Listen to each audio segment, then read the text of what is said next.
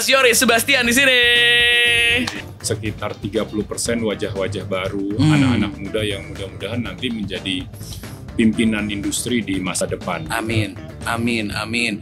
Dengan kita ketemu dapat insight baru gitu ya dari pembicara-pembicara, networking, dan ya mudah-mudahan industrinya bisa maju. Oke, nice. Ya APMF satu kata ya, awesome. Awesome, wow.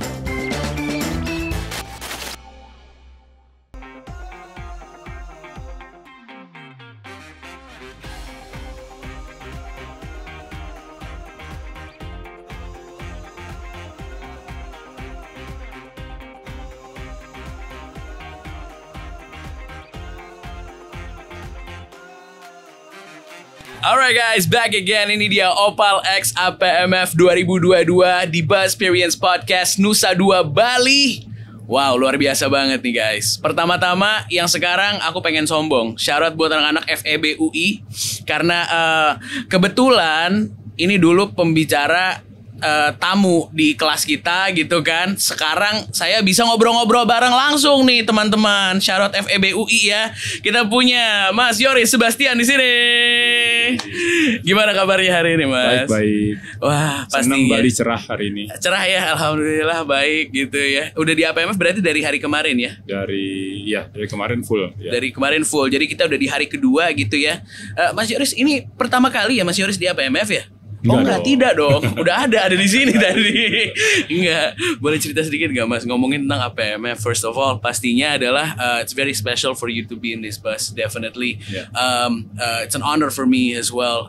Definitely thank you so much for coming through. Pertama-tama APMF tahun ini gimana nih kalau melihat setelah 4 tahun nggak ada nih? Nah itu makanya spesial banget karena dilakukan hanya offline gitu ya, tidak ada hybrid kan sekarang rata-rata semua conference hybrid ya. Jadi ini dibikin secara offline, ya bertemu dengan begitu banyak teman lama dan juga senangnya tuh selalu di APMF tiap tahun itu sudah ada sekitar 30% wajah-wajah baru, anak-anak muda yang mudah-mudahan nanti menjadi pimpinan industri di masa depan. Amin. Amin, amin. So I guess terlihat wajah-wajah baru dan kayaknya itu yang sesuatu yang bisa dibilang standing out gitu kali ya untuk Mas Yoris ya. Iya, dan itu yang saya senang kan. Jadi ya dalam waktu 2 hari gitu ya kita bisa ketemu begitu banyak orang-orang dari media, orang-orang dari brand gitu ya, orang-orang dari agensi. Ya ujung-ujungnya sih meetingnya di Jakarta. Tapi setidaknya nih dengan kita ketemu dapat insight baru gitu ya dari pembicara-pembicara, networking, dan ya mudah-mudahan industrinya bisa maju. Oke, nice. Tapi setiap ke APMF ada nggak sih ekspektasi sendiri dari Mas Yoris, dan kalau ekspektasinya di tahun ini seperti apa? Ya kalau yang tahun ini sih saya tadinya takutnya banyak yang belum bisa datang gitu ya. Tapi ternyata rame ya, kita bisa lihat kan ya, betul, full house. Terus ya saya memang expect pasti akan ada sudut pandang baru yang kita bisa lihat tadi presentasinya Rohit misalnya yang 4 tahun yang lalu juga present, tetap dengan konsistensi dia tapi udah banyak sekali contoh-contoh baru, pemikiran-pemikiran baru yang sangat penting buat kita semua.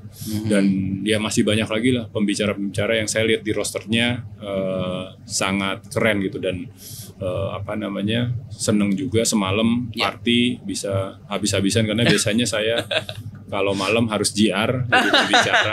Jadi mumpung nih kali ini menikmati sekali sebagai delegasi. Oke, benar. Ini kalau kita lihat sepertinya Mas Yoris ini sering banget ada di APMF sebagai pembicara. Kalau untuk sekarang sebagai delegasi. Benar. Nah berarti tahu dong dari mata delegasi sendiri gitu, apa acara yang paling impactful yang menurut Mas Yoris udah dilakukan selama 1-2 hari ini? Iya, yang seperti biasa yang kita tidak boleh lewatkan tuh pasti acara breakfast ya, makan siang networking, makan malam networking, kemarin party itu udah pasti wajib. Bahkan sempat ada yang bilang apa APMF tahun ini nggak usah ada pembicara, saya bilang jangan juga lah, ya kan? harus karena kita juga tetap harus menimba ilmu ya, sudut pandang yang baru. Nah tapi yang paling penting ya memang menurut saya asupan materi dari para pembicara. Oke. Jadi semuanya impactful tuh ya, dari materinya ataupun waktu networkingnya pula. Betul. So one word to describe APMF, kira-kira apa? APMF metamorfosis nggak boleh ya? Karena memang sudah ya metamorfosis. Ya, APMF satu kata ya, awesome. Awesome, wow. Udah berkali-kali sepertinya ada di APMF jadi pembicara ataupun mungkin sekarang jadi delegasi. Tapi biasanya tuh sebagai apa sih kalau Mas Yoris sendiri di APMF? Iya, saya macam-macam ya. Waktu itu kan 2014 saya bikin, mungkin karena dasarnya kreatif ya. Jadi satu, saya mendobrak panel yang duduk. Jadi saya tuh sama Ridwan Kamil, kalau tadi lihat di video, saya berdiri, terus karena waktu itu udah 2014 udah mau keluar buku saya tentang millennials gitu ya, jadi saya hadirkan juga J-Flow gitu. Tapi itu sebenarnya udah latihan ya, udah scripted gitu ya. Ridwan Kamil akan ngomong apa, saya ngomong apa, J-Flow ngomong apa, tapi ya jadinya entertaining, tapi juga kayak memberi alternatif baru supaya kalau present atau panel tuh nggak selalu duduk gitu loh. Tapi kita tanya dulu kemarin kan Pak Wali berkenan nggak duduk gitu. Takutnya kan beliau capek gitu. Jadi itu salah satu contoh 2014. Terus kalau yang 2016 itu saya tampil sendiri. Tapi kalau waktu itu saya kayaknya satu-satunya presenter yang pakai hitam putih. Materinya tuh sengaja dibikin hitam putih semua dan memanfaatkan seluruh screen-nya. Screen-nya waktu itu panjang, materi saya benar-benar panjang dan lihat di laptopnya susah sebenarnya. Tapi ya selalu mencoba menampilkan bukan hanya pemikiran baru tapi cara presentasi yang berbeda gitu kan, sesuai domain saya kreativitas. Iya, benar-benar. Nah, kalau ngelihat APMF dari sebelum-sebelumnya sama yang kali ini, kira-kira ada perbedaan nggak sih atau? Ya, yang pasti kelihatan ya, si para peserta terutama yang lama-lama itu kan bener-bener kayak semalam gitu saya lihatnya itu bener-bener kayak kayak travel revenge gitu kan. Kita mungkin banyak yang ini adalah conference offline kita yang pertama gitu ya. Sehingga seru banget gitu. Kemarin aja saya mau pulang nggak jadi. Jadi, ya itulah APMF, makanya saya juga dukung sekali panitia steering committee, salut berani ya, punya keberanian untuk bikin hanya offline. Dan itu salah satu yang ini, walaupun kalau kita dengar kan speech-nya Andi Sada, tidak tertutup kemungkinan in the future APMF dalam bentuk metaverse misalnya gitu ya. Misalnya benar. Tapi untuk saat ini dan tahun ini menurut saya dibikin offline dan hanya offline itu sih keren banget. Wow, yeah. Congratulations to everybody that's working on it, karena I think it's such a great event pada saat ini gitu ya, APMF 2022. Nah, kalau ngomongin tentang materinya sendiri nih, Mas, kan dari kemarin kita udah cerita juga kan, kalau tadi yang paling impactful adalah kayaknya semuanya banyak hal-hal impactful yang bisa kita ambil gitu. Tapi kalau secara materi sendiri, metamorphosis, taking action, what do you think? Ada nggak sesuatu yang mungkin dari seorang Mas Yoris ini melihatnya seperti apa? Iya, kalau saya lihat kan akhirnya keren ya, pandemi mengubah juga ya presentasi-presentasi para pembicara kan, membuat kita memang harus lebih punya rasa empati gitu kan. Bagaimana kalau kita lihat juga materi-materi itu udah mulai mengarah ke ya intinya kita yang mau berhasil harus orang yang mengerti people gitu kan. Jadi nggak bisa, apalagi sekarang dunia serba digital, kita hanya fokus pada alat. Digitalisasi. Jadi buat saya ini sesuatu yang sangat menarik gitu, walaupun kalau saya pribadi memang ini kayak semacam konfirmasi, terutama kalau dari speaker-speaker luar ya, yang kita juga pengen tahu sudut pandang dia. Boleh-boleh aja kalau ternyata sudut pandangnya berbeda dengan yang saya biasa sampaikan, tapi so far masih sama. Dan yang paling ada satu yang menggelitik sebenarnya, poin dari Rohit tadi, bahwa kita juga harus tetap membaca majalah. Kalau lihat di Instagram saya, Yoris Sebastian, saya masih sering posting saya baca majalah fisik. Karena di majalah fisik itu kita dipaksa untuk baca semuanya. Kalau sekarang kan di media digital itu kan kita baca sesuai algoritma kita. Nah, kalau majalah itu ya kita baca semuanya. Gitu, ada editorialnya kan. Nah, itu menurut saya itu salah satu poin yang fresh yang saya belum pernah dengar di mana-mana. Wow. Di Indonesia soalnya majalah udah hampir nggak ada. Itu betul. Cuman sedikit banget. Tapi saya jadi ingat waktu terakhir teman saya ke Amerika, dia masih bawain saya majalah Airbnb misalnya. Gitu loh. Jadi buat saya iya benar juga ya, kita selain rajin membaca lewat saluran-saluran digital, kayaknya memang harus, dan kebetulan kalau saya sendiri juga masih membaca majalah fisik. Wow. Jadi memang perspektif tuh, jadi nggak cuman ada di bubble kita sendiri kayaknya. Betul, nih ya. Betul.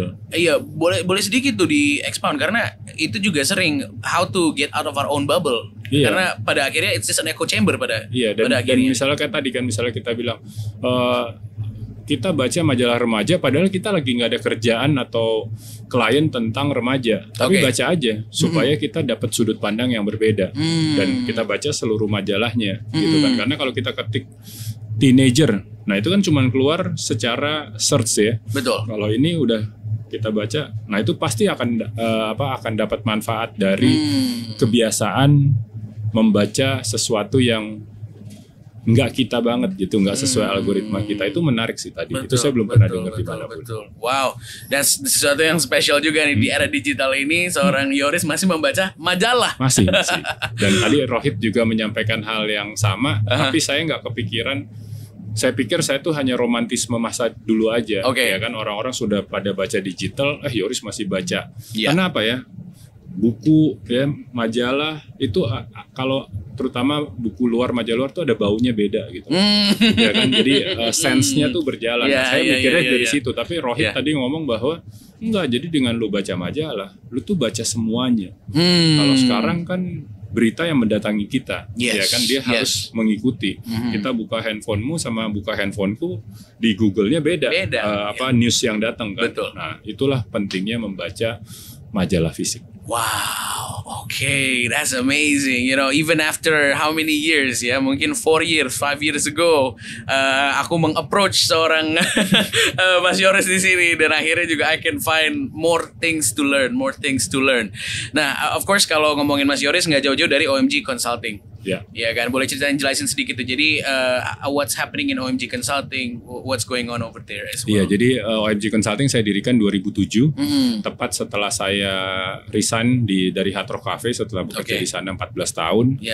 Dan seneng banget sampai sekarang OMG bisa bekerja sama dengan klien-klien kami untuk menghasilkan sesuatu yang berbeda, tapi bukan asal beda, punya sesuatu yang meaningful dan punya positif business impact. Karena kita juga nggak mau klien-klien kita cuma bikin yang beda tapi nggak ada hasilnya.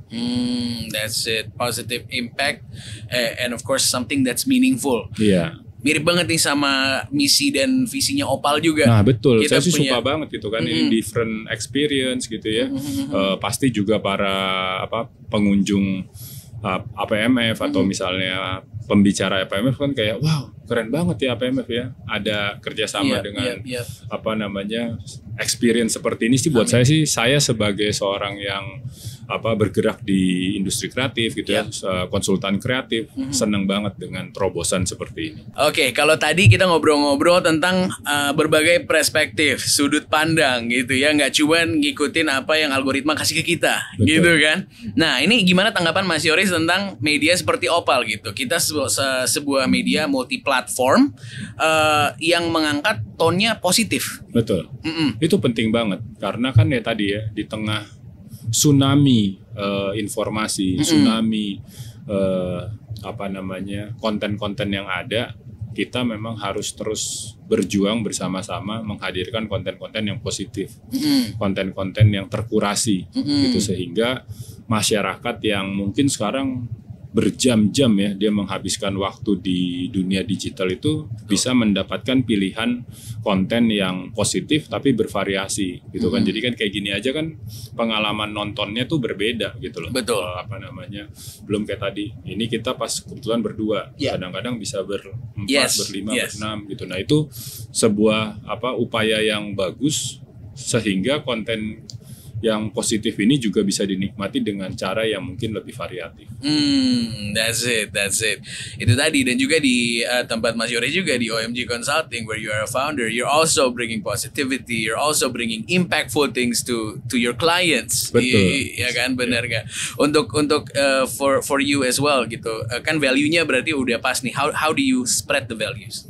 Iya, kalau saya dari dulu terinspirasi sama banyak lagu. Oh gitu. Salah satunya lagu dari U2, Running to Stand Still. Nah saya tuh waktu kecil ya, SMP kalau nggak salah saya dengerin lagu itu tuh saya bingung. Gimana caranya kita berlari tapi stand still. Terus di liriknya juga ada kata-kata bagaimana kita bisa berteriak tanpa naikin suara kita. Nah ternyata pada sekarang saya menjalankan usaha gitu, ataupun dulu waktu saya kerja di Hard Rock Cafe, saya kerja di majalah, ternyata kita bisa berteriak lewat karya. Jadi saya sih ngomongnya biasa aja, bukan yang apa ya, menggebu-gebu, tapi saya berteriak lewat karya-karya saya. Misalnya karena kita di Bali nih, saya tuh dulu pernah bikinin buat klien saya sebuah hotel namanya Rumah Louis. Itu di Bali waktu itu adalah hotel pertama di Bali, 78 kamar, that you can book the whole hotel, dan ada fasilitasnya. Kalau selama ini di Bali ada hotel misalnya 68 kamar, tapi kita mau bikin seminar buat 100 orang, nggak ada tempatnya. Mau book 100 orang buat kawinan, harus ambil di tempat lain. Nah itu saya bikin satu gitu, bikin konsepnya, terus dibangun oleh arsitek Hadi Prana. Nah itu tuh keren banget gitu, dan bukan hanya orang Indonesia, orang luar negeri seneng banget nge-book hotel itu buat 100 orang. Mungkin next time definitely bareng-bareng kita book the whole hotel gitu ya, dan muter-muter Bali. Wah mantap. Ini dia nih ya. Jadi itu berteriak, ibaratnya kita tidak usah berteriak, tidak usah meninggikan suara untuk bisa berteriak. All we have to do is karyanya mana gitu. Berteriak lewat karya. Yes, that's it. Alright, itu dia Yoris Basnya. Terima kasih banyak sekali lagi Mas. Definitely have a great time. Karena masih jadi delegate, berarti kayaknya mau masuk ke salah satu sesi berikutnya ya. Oke, kalau gitu teman-teman Opal Gang di luar sana, terima kasih udah nonton kita bareng-bareng di sini. Of course, ini Opal X APMF 2022. Jangan lupa buat komen, like, subscribe, dan follow kita di semua social media channel di @opal_id. And we'll see you guys later. Bye. Peace.